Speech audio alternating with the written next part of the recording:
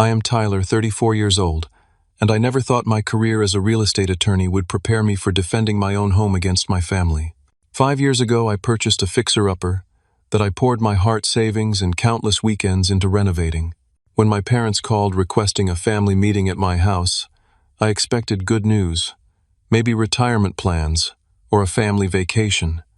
Instead, they dropped a bombshell that shattered our relationship. Before I continue this story, let me know where you are watching from in the comments below. Hit that like button and subscribe to support more real stories like mine about standing up for yourself when family crosses the line. Growing up in suburban Michigan, our family appeared normal from the outside. We lived in a modest 3-bedroom home in a neighborhood filled with similar houses and families. My parents, Richard and Linda, worked steady jobs, dad as a factory supervisor and mom as an elementary school administrative assistant. We never had extravagant things, but we had enough. From my earliest memories, however, there was always a clear favorite in our household. My younger brother, Kevin, 4 years my junior, somehow always managed to get the better end of every situation.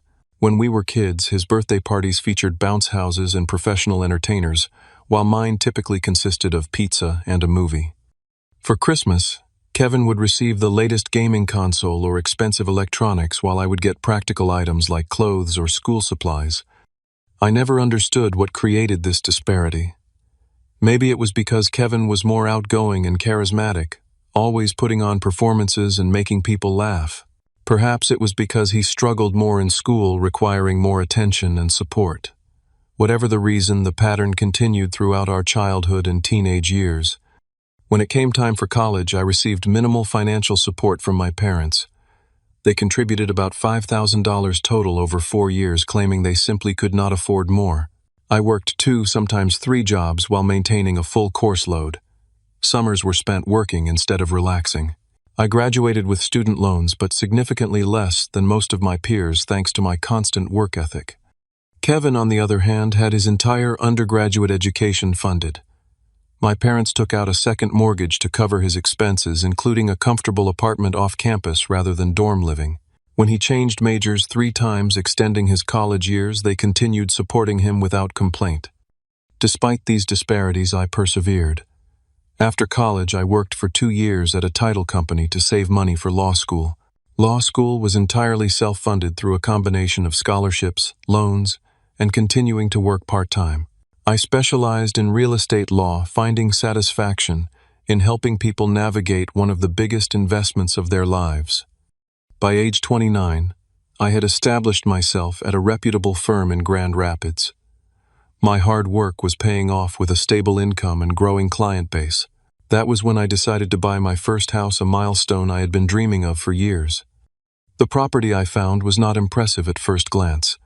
A 1960s ranch-style home with 3 bedrooms, it had been neglected for years. The previous owners were an elderly couple who had been unable to maintain it properly before moving to assisted living. The carpets were stained. The kitchen was straight out of the 70s, with avocado green appliances, and the single bathroom featured pink tile that had seen better days.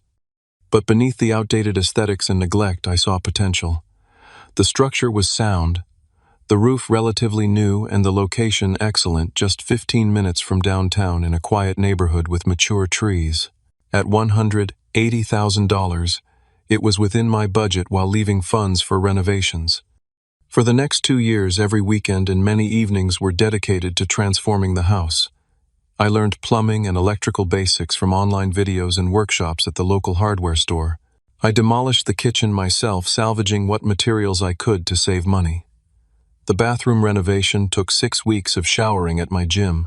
I replaced every inch of flooring, painted every wall, updated fixtures, and landscaped the previously overgrown yard.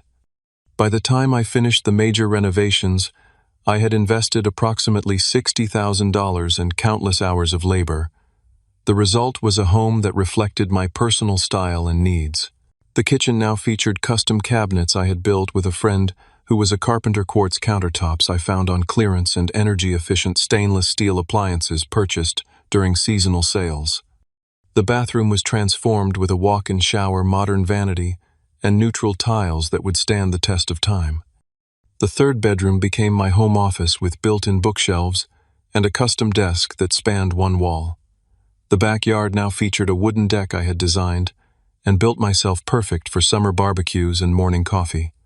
This house represented more than just property to me. It was physical proof of my independence and success achieved without handouts or special treatment. Every corner held memories of problems solved and skills learned. I had transformed it with my own hands, much as I had built my career and life through persistent effort. During this time, my relationship with my family remained cordial but distant. I visited for major holidays and called my parents every couple of weeks. Kevin had pursued a career in sales, moving between companies frequently. He married his college girlfriend Amanda shortly after graduation, and they quickly had 2 children, a boy and a girl, now aged 7 and 5.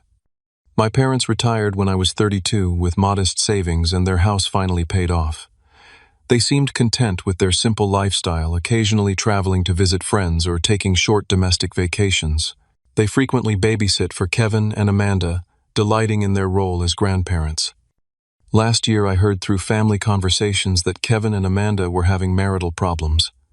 The details were vague, but it appeared to involve financial stress and potential infidelity on his part.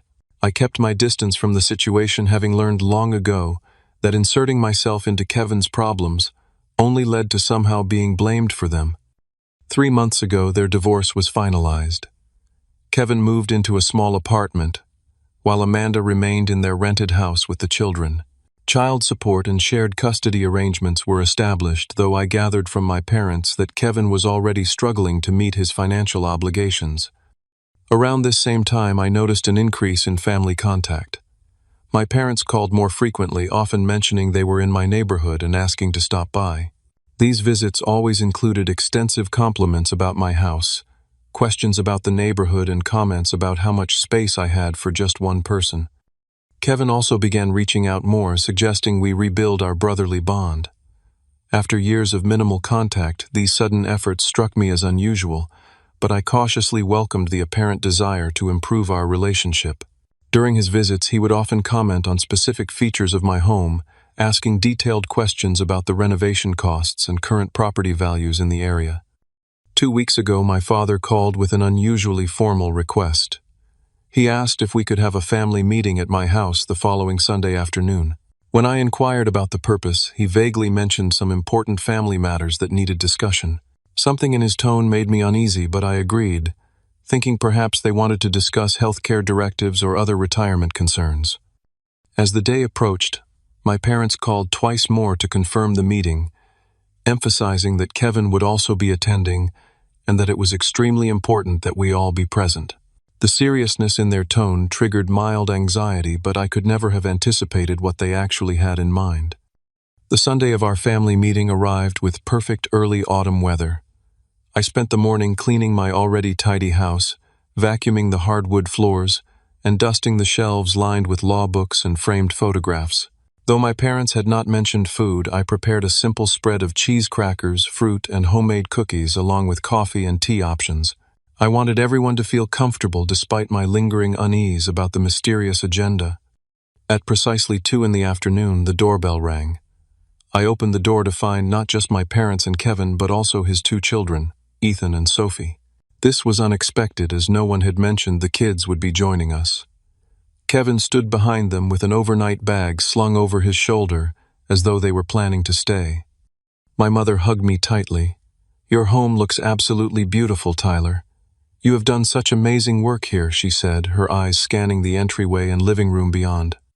My father clapped me on the shoulder with unusual enthusiasm. "Son, this place gets better every time we visit. You have created something special here." Kevin guided his children inside, not meeting my eyes directly. "Kids, this is Uncle Tyler's house. What do you think?" 7-year-old Ethan looked around with wide eyes. "It is bigger than our apartment." 5-year-old Sophie nodded in agreement. "Do you have a playroom, Uncle Tyler?" Before I could answer, Kevin interjected. "Maybe you will have your own rooms here someday. Would you like that?" The comment struck me as odd, but I brushed it aside, attributing it to casual conversation. I showed everyone to the living room, where I had arranged seating and placed the refreshments on the coffee table. The children immediately gravitated toward the cookies, while the adults settled into the couches and armchairs. "So what is this important family discussion about?" I asked, pouring coffee for my parents and offering Kevin a drink.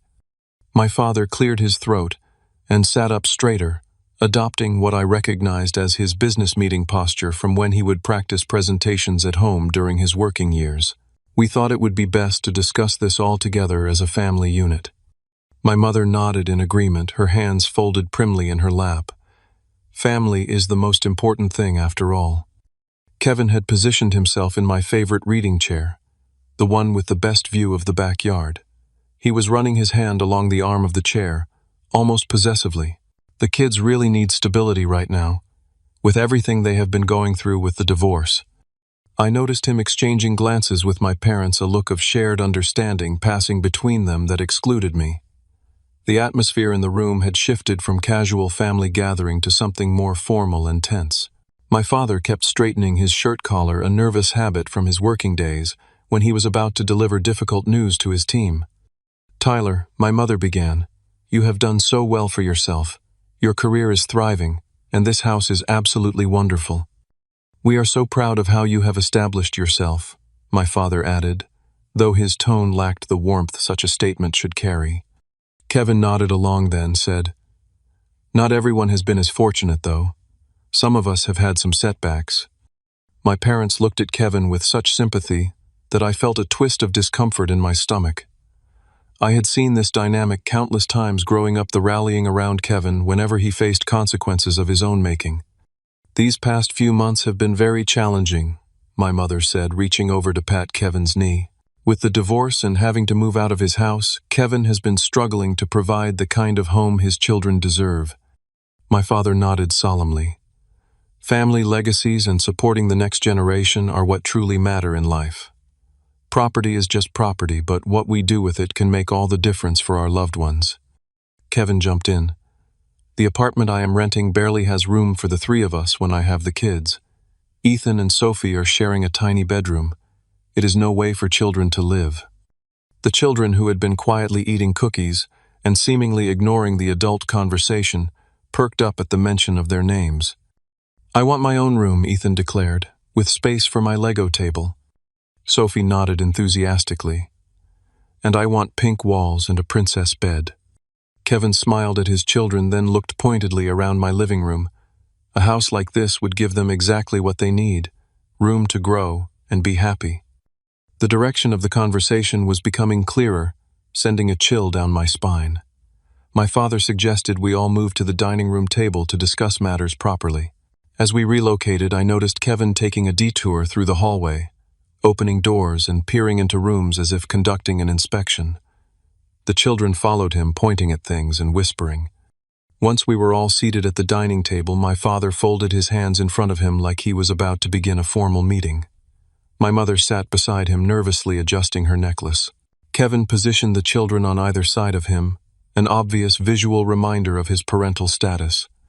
"Tyler," my father began in a tone that tried and failed to sound casual, "we have been discussing as a family how we might address Kevin's housing situation in a way that benefits everyone." My mother jumped in. "We believe we have come up with the perfect solution that keeps property in the family while providing for the next generation." Kevin nodded eagerly, his eyes not meeting mine but instead continuing to scan the dining room, assessing it like a property he was considering purchasing. The uncomfortable feeling in my stomach intensified as I realized they had been planning this conversation for some time, coordinating their approach. The frequency of their recent visits took on new meaning, as did their unusual interest in my home's features and value. They had been evaluating my house not with admiration but with calculation. "What exactly are you suggesting?" I asked, though I was beginning to suspect the answer. My father looked at my mother, then at Kevin, before turning back to me with what he clearly thought was a reasonable expression. "We believe the most sensible solution would be for you to give this house to Kevin and the children." I am sorry, what I asked, certain I had misheard. The dining room suddenly felt airless, as though all oxygen had been sucked out in an instant. My father maintained his business-like demeanor. "We think you should sign over your house to Kevin. He needs a stable home for the children, and you are in a position to provide that." This house would be perfect for them, my mother added, gesturing around the dining room. 3 bedrooms, the nice backyard for the children to play in the excellent school district. It makes perfect sense. I stared at them, waiting for someone to crack a smile and reveal this was an elaborate joke. No one did. Instead, Kevin nodded along with my parents' words, while his children began discussing which bedrooms would be theirs. "I want the big one at the end of the hall," Ethan announced. "That is Tyler's master bedroom," my mother told him with an indulgent smile. "But I am sure once Uncle Tyler moves his things out, your daddy can help you set it up however you like." "Moves his things out," I echoed, my voice sounding distant to my own ears. "You cannot be serious. This is my home. I bought it. I renovated it. I paid for it." My father frowned slightly, as though I was being unnecessarily difficult. "Now, Tyler, we understand this would be an adjustment, but family needs to support family. Kevin is going through a difficult time, and he has the children to consider." "And where exactly am I supposed to live?" I asked, still struggling to process the audacity of their proposal. "You could easily find an apartment," my mother suggested brightly. "With your income, it would be no problem at all. You are just one person after all. You do not need all this space." Kevin finally spoke directly to me. "It would only be temporary until I get back on my feet. Maybe a year or 2. The casual way he suggested I should surrender my home for a year or 2 struck me as so disconnected from reality that I nearly laughed. I had spent 2 years renovating this house, customizing every detail to my preferences and needs. The idea that I should simply walk away from it because my brother had once again created problems for himself was beyond comprehension. "This is not happening," I said firmly. "I am not giving away my house. Not to Kevin, not to anyone." My father's expression hardened. "We are not asking you to give it away. We are asking you to give it to family. There is a difference." "A huge difference," my mother emphasized. "This stays in the family. It is not like you are losing it." "Except I would be losing it," I countered. "I would no longer own the home I worked for years to buy and renovate. I would no longer live in it. How is that not losing it?" Kevin leaned forward, his tone taking on an edge I recognized from childhood arguments when he did not get his way. "You always were selfish, Tyler. Some things are more important than property, like family, like my kids having a stable home." "My selfishness is not the issue here," I said, struggling to maintain my composure. "The issue is that you all came into my home and announced your expectation that I should give it to Kevin without any prior discussion, without considering my feelings or my rights as the owner." My father waved his hand dismissively. "We are discussing it now, and we have considered everything carefully. This is the most logical solution." "Logical for whom?" I demanded. "Certainly not for me." "You make good money," my mother pointed out. "You can buy another house. Kevin cannot afford to buy any house right now." "That is not my problem to solve," I replied. "I sympathize with his situation, but giving him my house is not the answer." Kevin's face flushed with anger. "Not your problem. We are family. My problems are your problems. That is how it works." I shook my head. "No, that is not how it works. Not when the solution involves me giving up something this significant." The conversation continued to deteriorate from there. My parents took turns explaining why this plan made perfect sense from their perspective. They pointed out that Kevin had children, while I did not, suggesting this somehow entitled him to my property. They reminded me of times they had supported me growing up conveniently, forgetting the vast disparity in how they had treated their 2 sons. As the argument escalated, certain revelations emerged that made the situation even more disturbing. Kevin mentioned that he had already told his children they would be moving into a big new house soon. My mother admitted they had spoken to their friend Margaret, a realtor, about the potential transfer of property within the family and what paperwork would be involved. Most shocking was when Ethan innocently asked Daddy, "Can we paint my new room blue like you promised?" "Of course, buddy," Kevin replied. "Once the house is ours, we can make any changes we want." The casual confidence with which he said this and the clear indication that these discussions and promises had been happening for some time hit me like a physical blow. This was not a spontaneous suggestion. but a calculated plan they had been developing behind my back for weeks, if not months. "How long have you been planning this?" I asked, my voice quiet with controlled anger. My parents exchanged uncomfortable glances. My father finally answered. "We started discussing options when Kevin's divorce was finalized 3 months ago." 3 months, I repeated. "For 3 months you have been planning to take my house, all while visiting me here, accepting my hospitality, commenting on my renovations." "Do not be dramatic, Tyler," my mother scolded. "No one is taking anything. We are asking you to help your brother during a difficult time. By giving him my house," I clarified. "The house I spent years saving for months searching for and 2 years renovating with my own hands." "You are a lawyer," my father said, as though this was relevant. "You understand how property transfers work. It would be simple paperwork for you." I stood up from the table, no longer able to contain my anger. "The simplicity of the paperwork is not the issue. The issue is that you came into my home with the expectation that I would sign it over to Kevin because he needs it more than I do in your estimation. That is not how property ownership works. That is not how respect works." Kevin stood as well, his face contorted with the familiar expression of thwarted entitlement I remembered from our childhood. "You have always been like this. Always keeping score. Always holding back from helping family. I have children, Tyler. Does that mean nothing to you?" "Your children are not my responsibility," I replied calmly. "And your housing situation is not my problem to solve, especially not at the cost of my own home." My mother began to cry, a tactic I had seen countless times when family disagreements did not go her way. "I cannot believe you would be so cruel to your own brother and his innocent children." My father stood and put his arm around her. "I think we should leave. Clearly Tyler needs time to think about his priorities and what family really means." Kevin gathered his children, who looked confused by the tension in the room. "Come on, kids. Uncle Tyler needs some time to think about whether he wants to be part of this family." As they moved toward the door, my father turned back to me. "We will talk again when you have had time to consider what is right. I raised you better than this, Tyler."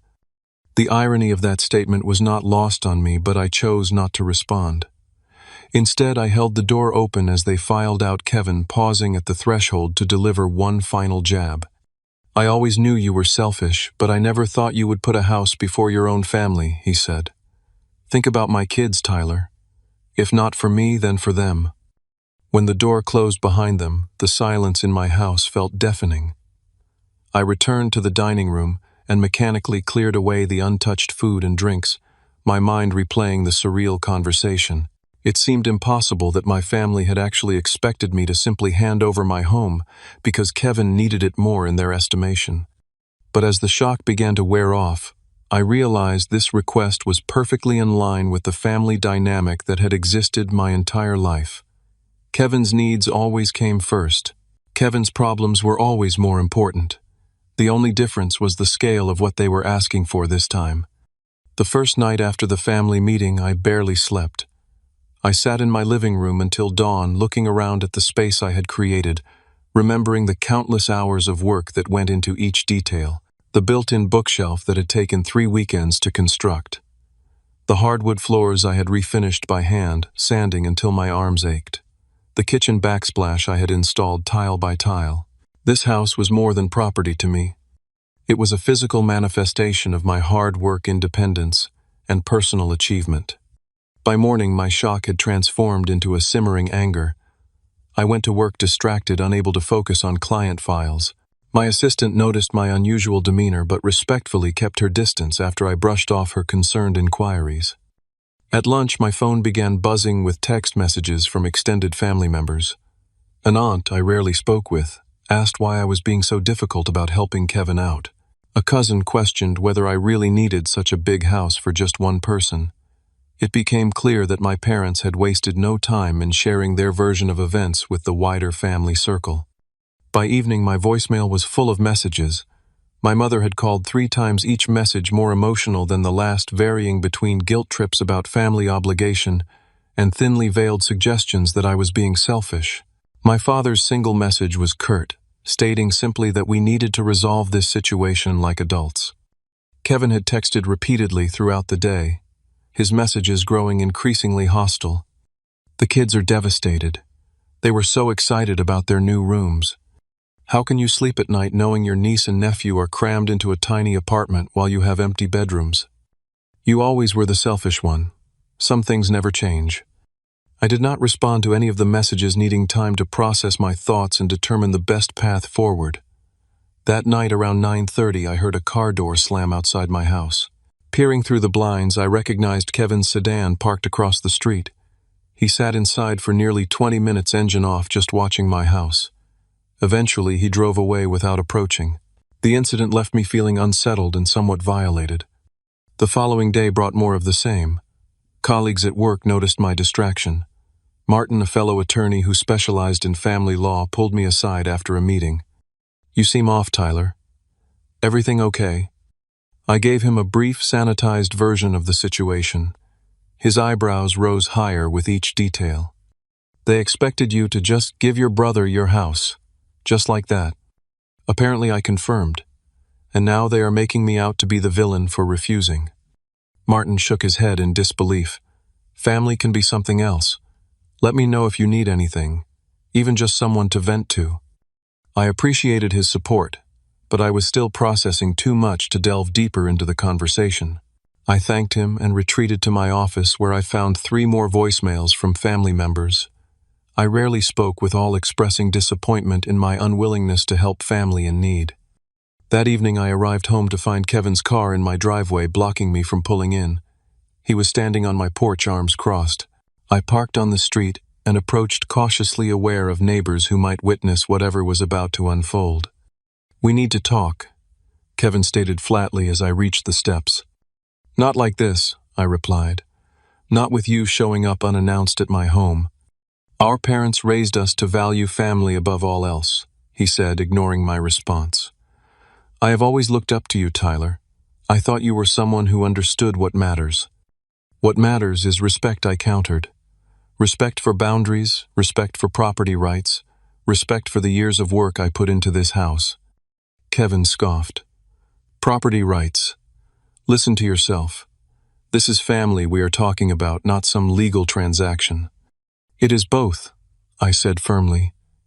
"You are asking for a legal transfer of property worth hundreds of thousands of dollars. I am asking for help from my brother," he shouted, his composure cracking. "My kids need stability. They need a home." "They have a home," I pointed out. "Your apartment may not be ideal, but it is a roof over their heads. Many people raise children in apartments." "They deserve better," Kevin insisted. "They deserve this." He gestured at my house. "Why this house?" "Specifically," I asked. "Why not ask our parents to help you with a down payment on a different house? Why does it have to be my home?" Kevin's expression shifted subtly, a flicker of something calculating crossing his features before he composed himself. "This neighborhood is perfect for the kids. The schools are excellent. It is close to our parents for childcare help." His answer seemed rehearsed, lacking genuine emotion. I pushed further. "If our parents are so concerned about your housing situation, why are not they offering solutions? They own their home outright. They could sell it and help you buy something." Kevin's face flushed. "Their house is their retirement security. They cannot just give that up." "But I should give up my house," I challenged. "My home is somehow less important than theirs." "You do not have kids," he exclaimed, as though this was the ultimate trump card. "What do you need all this space for?" Before I could respond, a neighbor walking his dog slowed his pace, clearly interested in our increasingly heated exchange. I lowered my voice. "This conversation is over, Kevin. Please leave my property." "Our parents were right," he spat. "You have always been selfish, always looking out for number one. Leave now, or I will call the police and report you for trespassing," I said calmly. He glared at me for a long moment before stalking back to his car. As he pulled away, he rolled down his window and shouted, "This is not over, Tyler." The confrontation left me shaken. Kevin's behavior seemed excessive, even for him, suggesting there was more to this situation than simply needing a larger home for his children. His reaction to my suggestion that our parents could sell their house was particularly telling. There was a deeper agenda at work, and I was determined to uncover it. The next morning, I installed a security camera at my front door, linking it to an app on my phone. Given Kevin's unpredictable behavior, it seemed a necessary precaution. I also changed the locks, realizing with concern that my parents had a spare key I had given them for emergencies years ago. By the end of the week, the situation had escalated further. Kevin showed up at my workplace, creating a scene in the reception area that required security to intervene. He told anyone who would listen that I was denying housing to my niece and nephew out of spite. Several colleagues witnessed the embarrassing display, including partners at the firm. That night, I received a call from my Aunt Barbara, my mother's sister, and the family member I had always felt closest to. Unlike the other relatives who had contacted me, she began by asking for my version of events. I explained everything in detail, including the ambush nature of the family meeting and the subsequent harassment. "That does not sound like the full story I heard from your mother," Aunt Barbara said thoughtfully. "She made it sound like you had previously discussed this arrangement and then suddenly changed your mind." "Absolutely not," I assured her. "The first I heard of this plan was when they announced it in my dining room, having already told the children they would be moving in." Aunt Barbara was quiet for a moment. "You know, Tyler, something similar happened years ago with your grandmother's jewelry. Your mother told everyone that your grandmother had promised certain pieces to Kevin's wife as wedding gifts, when in fact no such conversation had ever occurred. Your grandmother was quite upset about it." This revelation added another layer to my understanding of the situation. The pattern of behavior extended beyond my immediate family dynamic and suggested a troubling willingness to misrepresent reality to achieve desired outcomes. "What should I do, Aunt Barbara?" I asked, grateful for a family member who seemed to understand my position. "Protect yourself," she advised without hesitation. "I love your parents and Kevin, but this behavior is not acceptable. You need to establish clear boundaries and possibly seek legal protection." Her words reinforced what I had already been considering. After we ended the call, I sat at my desk and began researching options for protecting my property from future claims or pressure. As a real estate attorney, I was familiar with various forms of property ownership and transfer restrictions, but I had never thought I would need to apply this knowledge to protect my home from my own family. The following day brought another disturbing development. I received an email from a local realtor confirming an appointment to evaluate my home for a potential listing. I had made no such appointment. When I called the realtor to clarify, she explained that she had been contacted by Kevin, who claimed to be helping me sell my house and needed a market valuation.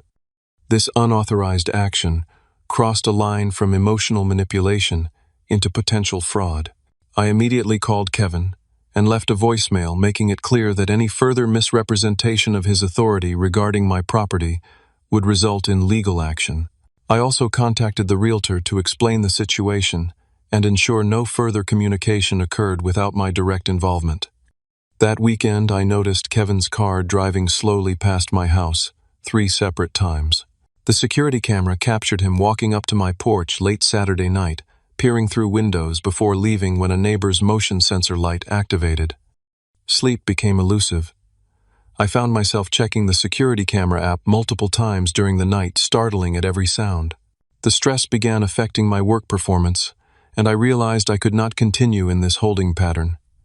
I needed to take definitive action to protect my property and my peace of mind.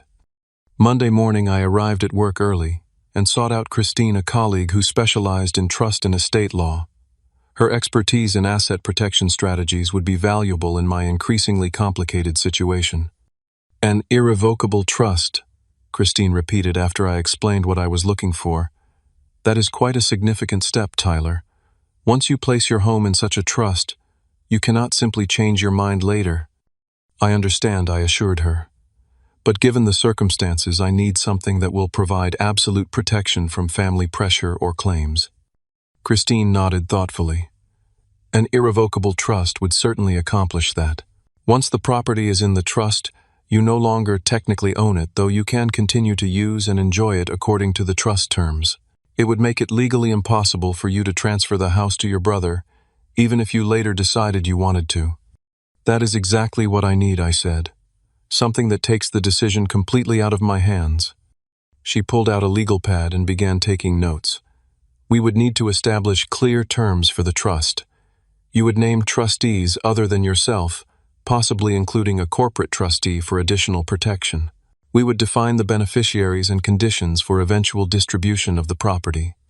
How quickly can we set this up? I asked. For something this important, we should not rush, Christine cautioned. However, given the situation you have described, I understand the urgency. If we focus exclusively on this, we could potentially have everything prepared within 2 weeks. 2 weeks seemed like an eternity given the ongoing pressure from my family, but I recognized the need for thoroughness in establishing a legal structure that would provide lasting protection. Let us proceed, I decided. In the meantime, is there any temporary protection I can put in place?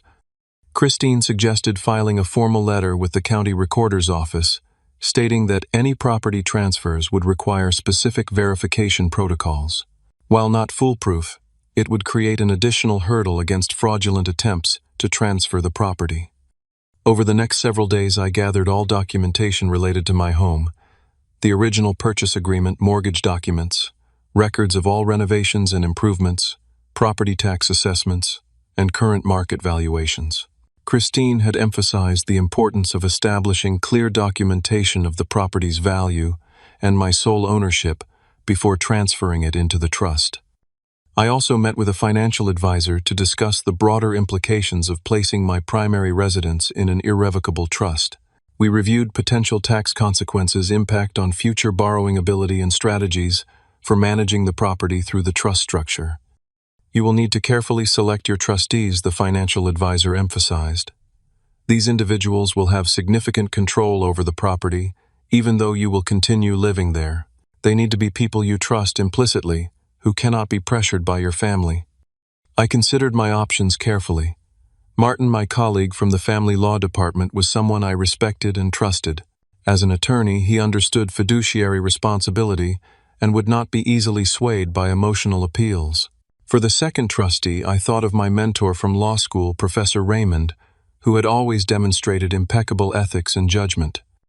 The corporate trustee role would be filled by a trust company Christine recommended, providing an institutional layer of protection and continuity, regardless of individual trustee availability. With these decisions made, Christine began drafting the trust documents. The process required careful consideration of every detail, from defining acceptable property uses to establishing protocols for maintenance expenses and eventual disposition. While the legal work progressed, I took additional steps to secure my home physically. I upgraded to a comprehensive security system with motion sensors and cameras covering all entry points. I installed new, more secure locks on all doors and windows.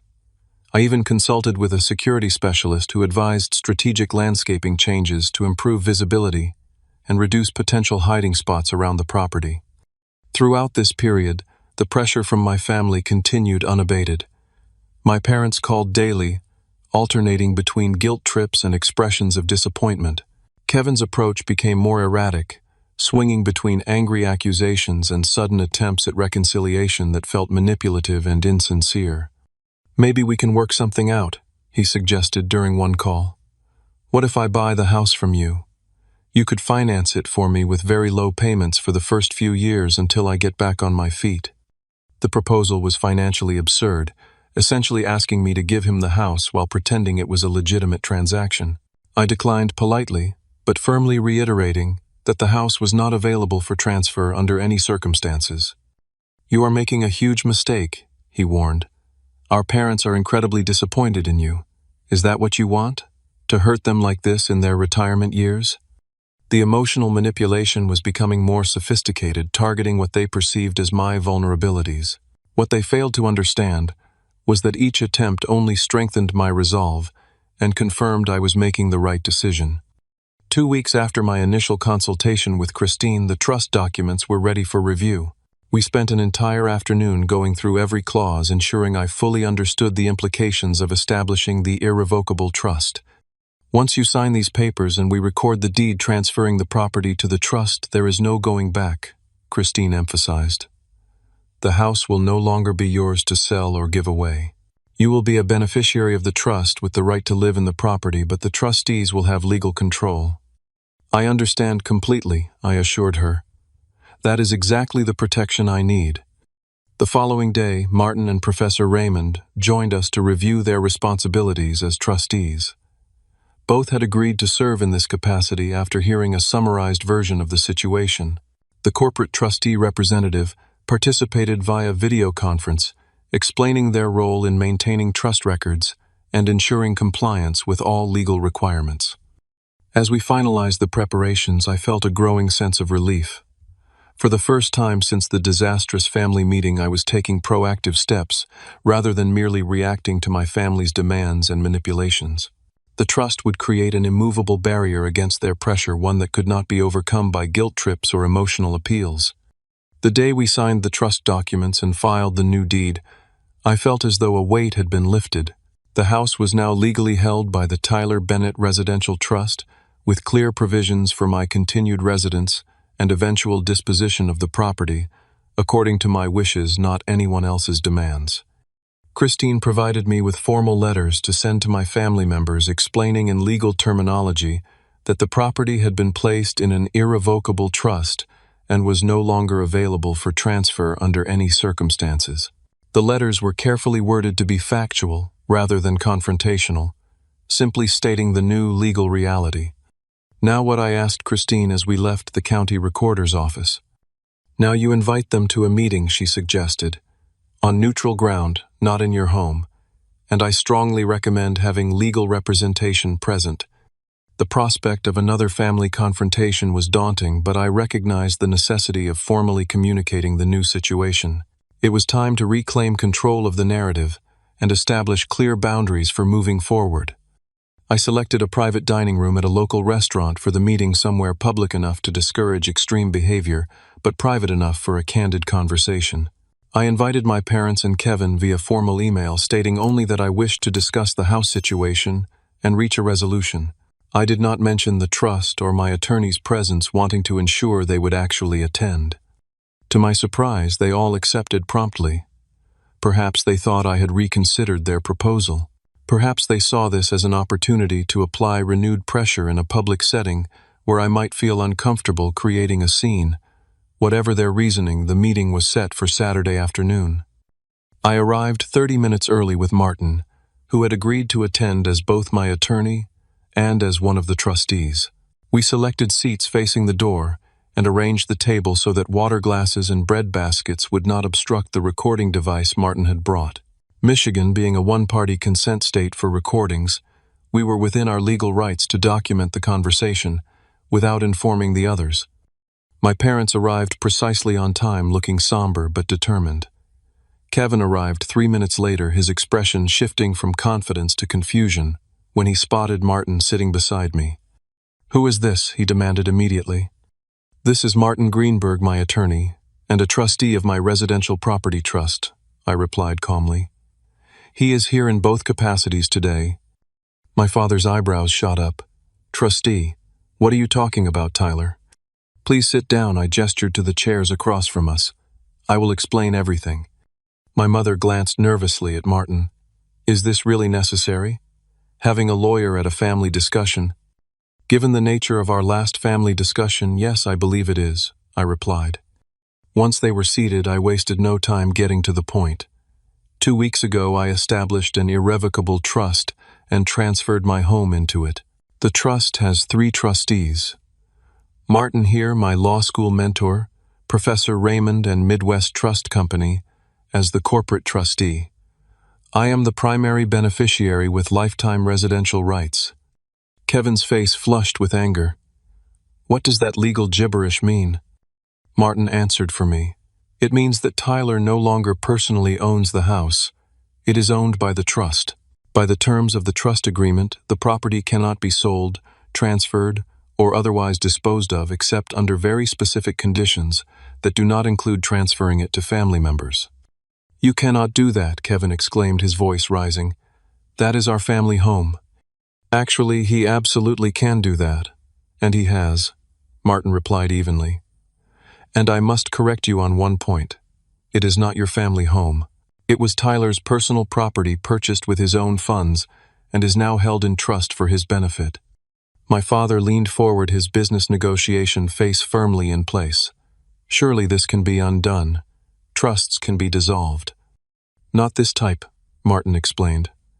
As the name suggests, an irrevocable trust cannot be revoked once established. The property will remain in trust according to the terms established in the trust document. Tyler, my mother said, her voice trembling with either genuine emotion or a practiced performance, why would you do this? Why would you make it impossible to help your brother? I did this because I was left with no choice, I replied. After our last meeting, it became clear that the pressure to transfer my home to Kevin would continue indefinitely. This provides a definitive resolution to the matter. Kevin slammed his hand on the table, causing the water glasses to jump. This is ridiculous. You are hiding behind legal tricks to avoid helping family. Martin remained perfectly calm. Mr. Bennett, I would advise moderating your tone and behavior. We are in a public establishment, and outbursts will not help resolve the situation. Who asked you? Kevin snapped at him before turning back to me. You have always been like this, Tyler. Always finding ways to put yourself first. That is not true, I said quietly. In fact, throughout our lives, I have repeatedly stepped aside while you received preferential treatment. This house represents years of my hard work and personal sacrifice. It is the one thing I have not been willing to give up for you. My father shook his head dismissively. Ancient history. We are talking about the present situation. Kevin needs help now. And I would have been willing to help in many ways, I countered. I could have assisted with finding affordable housing. I could have helped with job connections. What I was not willing to do was give up my home. The children need stability, my mother insisted. They need a proper home with a yard and their own rooms. Many children grow up in apartments, I pointed out. The issue here is not really about what the children need. It is about what Kevin wants. Kevin's face contorted with anger. You have no idea what my children need. You do not have kids. You have never had to struggle like I have. Something in his phrasing caught my attention. Struggle like you have, Kevin. You have received support from our parents your entire life. They paid for your college. They helped with your wedding. They babysit your children regularly. What exactly has been your great struggle? You know nothing about my life, he shouted. Do you have any idea how hard it is being divorced, paying child support, trying to maintain 2 households? Those are consequences of your own choices, I replied calmly. Your divorce was not my doing. Your financial situation is not my responsibility to fix, especially not at the cost of my home. My father tried a different approach. Tyler, be reasonable. What Kevin is going through affects all of us as a family. His children are your niece and nephew. Do not you want what is best for them? Of course I do, I agreed. But giving up my home is not the solution. And frankly, I am not convinced that is what this is really about. What is that supposed to mean? Kevin demanded. I leaned forward slightly. Tell me honestly, Kevin. If I had agreed to give you my house, what were your plans for it long term? A flicker of something passed across his face, too quick to identify, but enough to confirm my suspicions. I told you, he said defensively, to provide a stable home for my children. And you would have lived there indefinitely, I pressed. No plans to sell it once you had clear title? Kevin's hesitation was brief but telling. My mother jumped in quickly. Of course he would live there. That was the whole point. But I kept my eyes on Kevin, who could not quite meet my gaze.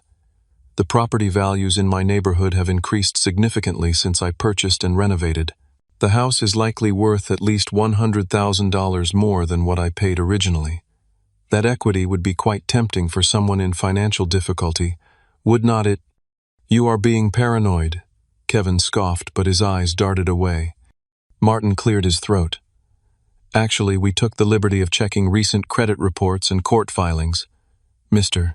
Kevin Bennett currently has 3 outstanding civil judgments against him for unpaid debts, and his credit report shows multiple accounts in collections. His financial situation appears significantly more precarious than simply struggling with divorce expenses. Kevin's face went from red to white. You had no right to dig into my personal finances. We had every right to investigate potential motivations when significant property interests were at stake, Martin replied calmly. My father looked genuinely confused. Kevin, what is he talking about? What judgments? Kevin shifted uncomfortably. Just some business deals that did not work out. Nothing important. $28,000 in unpaid business loans is quite significant, Martin noted, as is $15,000 in credit card debt currently in collections. My mother turned to Kevin in shock. You never mentioned any of this. It was not relevant, Kevin muttered. It seems extremely relevant when you are asking for a house worth over $300,000, I pointed out. Were you planning to take out a home equity loan once the property was in your name? Or perhaps sell it outright?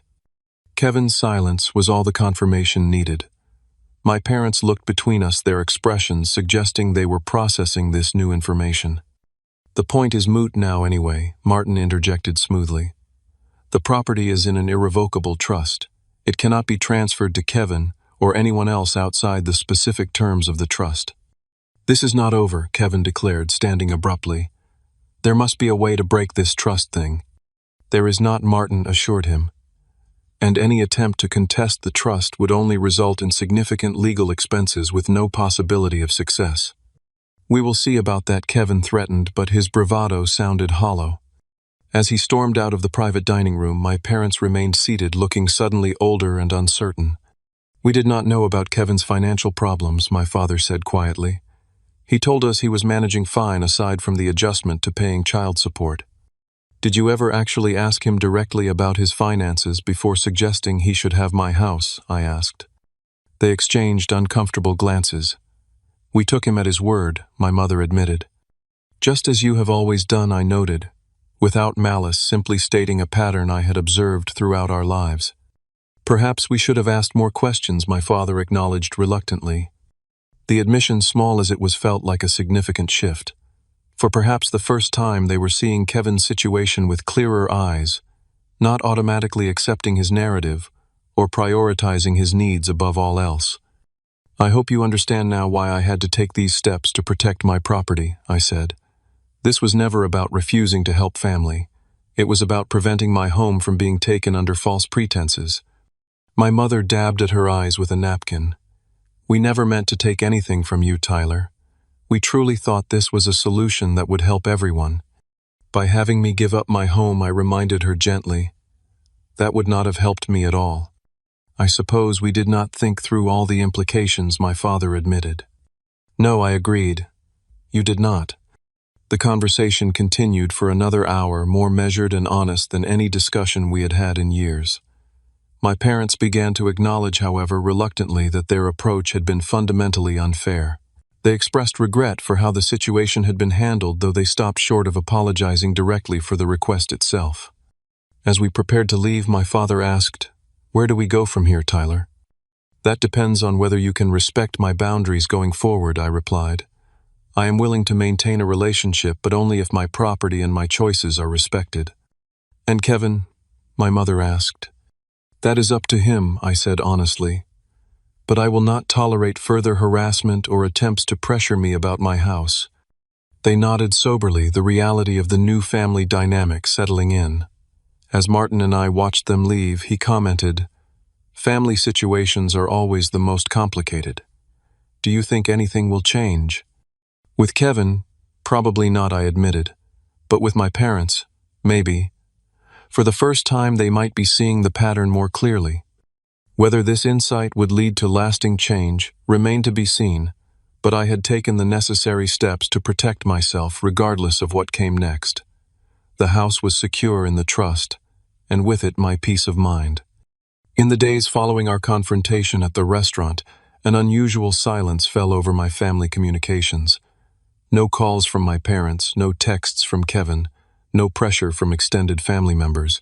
The abrupt cessation of contact was both a relief and slightly disconcerting after weeks of constant harassment. I used this period of quiet to focus on reclaiming my sense of security and peace in my home. I spent a weekend repainting my office, choosing a new color scheme that felt fresh and energizing. I replaced some of the furniture that carried memories of the family meeting, rearranging the living room to create a new flow and atmosphere. These small changes helped me psychologically reclaim the space as my own. 2 weeks after our meeting, I received a text message from my father. "Your mother and I have been doing some thinking. Can we talk sometime?"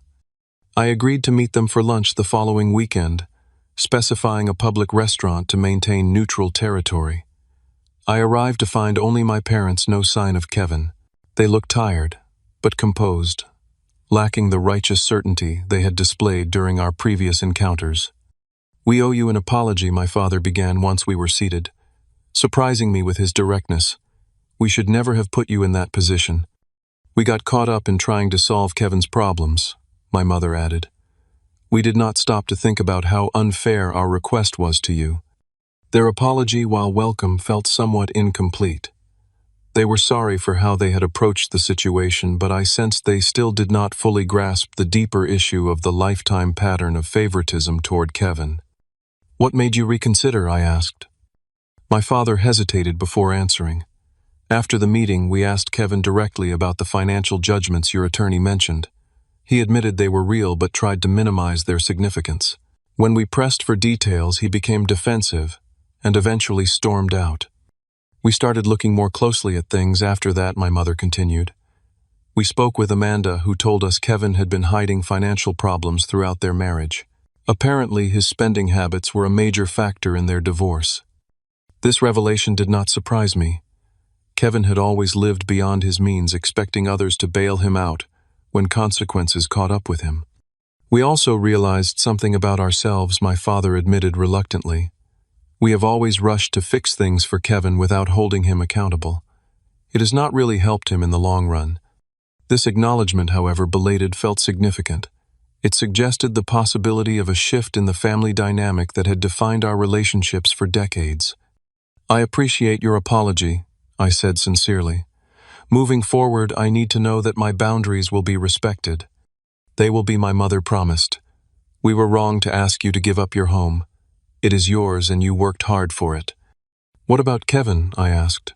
"Where does he stand in all this?" My parents exchanged uncomfortable glances. "He is still angry," my father confessed.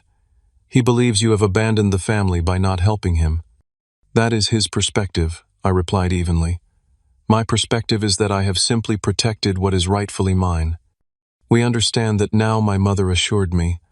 "We have told Kevin that we will not support any further attempts to pressure you about your house."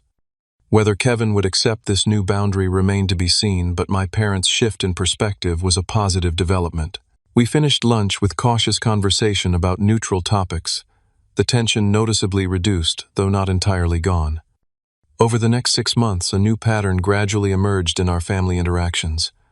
My parents and I began rebuilding our relationship on more balanced terms. They visited my house occasionally, but these visits now carried a different energy, free from the calculating assessment I had sensed before. They no longer commented on the space or suggested it was excessive for one person. Instead, they simply appreciated it, as my home, respecting the work and care I had invested in it. Kevin remained distant, declining to attend any gathering where I would be present. He had apparently found a larger apartment in a different neighborhood and had moved his children there. According to my parents, he was working with a financial counselor to address his debt issues, though whether this was by choice or necessity was unclear. The irrevocable trust continued to serve its purpose, providing both practical protection for my property and psychological reassurance for me. Knowing that my home was legally secure allowed me to focus on other aspects of my life that had been neglected during the family crisis. I began attending a weekly therapy session, working through the complex emotions stirred up by the conflict. The therapist helped me recognize patterns from childhood that had conditioned me to doubt my right to maintain boundaries with family. Through these sessions, I developed stronger skills for asserting my needs without guilt or apology. I also expanded my social circle, reconnecting with old friends and making new ones through community activities. I joined a local recreational basketball league and a book club, creating connections based on shared interests rather than obligation. These relationships, built on mutual respect and choice rather than familial duty, brought a refreshing dynamic to my life. About a year after the trust was established, my parents invited me to dinner at their home. To my surprise, Kevin was also present. The atmosphere was tense but civil. Kevin acknowledged me with a nod but little else. Throughout dinner he remained mostly quiet, offering minimal responses when directly addressed. After dinner, as my parents cleared the table, Kevin and I found ourselves momentarily alone in the living room. "I still think you were wrong," he stated flatly. "Family should help family." "I agree with that principle," I replied calmly. "But help should not require sacrifice of this magnitude from only one party." He shrugged, unwilling to concede the point but also not escalating the argument. "Whatever. It is done now." While far from a reconciliation, this brief exchange marked a shift from active hostility to cold detachment. It was progress of a sort, though I harbored no illusions about rebuilding a close brotherly relationship. As the second anniversary of my home purchase approached, I hosted a small gathering to celebrate. My parents attended, bringing a housewarming gift, as though acknowledging the home as truly mine for the first time. Aunt Barbara came along with colleagues from work and friends from my expanded social circle. Kevin did not attend but had sent a brief text, "Congrats on the house anniversary." The simple acknowledgement, devoid of bitterness or demands, suggested he might finally be accepting the reality of the situation. Whether this acceptance stemmed from genuine growth or merely practical recognition of an immovable obstacle was unclear, but the result was the same peace. Looking around at the people gathered in my living room that evening, I felt a profound sense of gratitude. My home remained my sanctuary, protected by legal structures, but more importantly, by my own willingness to stand firm in the face of pressure. The experience had taught me that sometimes the most loving thing you can do for family is to maintain healthy boundaries, even when doing so is difficult and painful. In the quiet moments after everyone had left, I walked through the rooms of my house, appreciating each space and the memories it held. The kitchen where I had learned to cook increasingly adventurous meals, the office where I built my career, the living room where I now entertained friends who respected and valued me. This house represented more than just property. It embodied my journey toward self-respect and the courage to protect what mattered to me. In refusing to give it away, I had ultimately given myself something far more valuable, the knowledge that I could stand firm in my convictions, even against the people who had known me my entire life. The irrevocable trust had secured my home legally, but the true security came from within, from the personal boundaries I had established and defended. That was a foundation no one could take away, a lesson I would carry forward into all my relationships. Life continues to evolve, as do family dynamics. My parents and I maintain a relationship that, while not perfect, is more honest than before. Kevin and I interact minimally, but without active conflict, and I continue to build a life that reflects my values and priorities, not the expectations of others. Have you ever had to defend your boundaries against family pressure? How did you handle it? Let me know in the comments below. If this story resonated with you, please hit that like button and subscribe to hear more real-life experiences about navigating challenging family dynamics. And if you know someone who might benefit from this story, share it with them. Sometimes knowing we are not alone in these struggles makes all the difference. Thank you for listening. And remember that standing up for yourself is not selfish. It is necessary for authentic relationships.